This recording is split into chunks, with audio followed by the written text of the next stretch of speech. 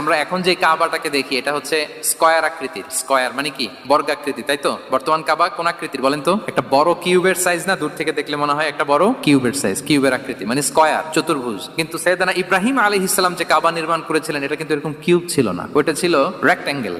Rectangle ছিল, মানে আয়তাকৃতির ছিল, এরকম লম্বা। এই যে এই টেবিলটা যেরকম, টেবিলের যে শেপ এরকম ছিল, এরকম লম্বা কাবা ঘর ছিল আয়তাকৃতির। কিন্তু এখন এটা কমে স্কয়ার আকৃতির হয়ে গেছে। এর কারণটা কি? কাবা একবার ওখানে অগ্নিকাণ্ড ঘটার কারণে ধ্বংস হয়েছিল, ফলে কাবাকে আবার রিনোভেশন করা লেগেছিল, পুনর্নির্মাণ। তো কুরাইশরা সিদ্ধান্ত নিয়েছিল কাবা পুনর্নির্মাণে আমরা কোনো হারাম টাকা ইউজ করব না, যার কাছে যত হালাল টাকা আছে নিয়ে আসা হলো। কিন্তু হালাল টাকা যতটুকু জমা হয়েছে এটা দিয়ে পুরো কাবা নির্মাণ হয় না, অর্ধেক হয়। ফলে কাবা যে আয়তাকৃতির ছিল সেটা না হয়ে গেছে কি বলেন? বর্গাকৃতির, মানে স্কয়ার। ওই স্কয়ার কাবাই আজ পর্যন্ত রয়ে গেছে। কিন্তু ওই যে আয়তক্ষেত্রের যে শেপের মধ্যে যতটুকু জায়গা বাকি ছিল ওইখানে দেখবেন একটা ক্রিসেন্টের মতো আছে, হেজরে ইসমাইল।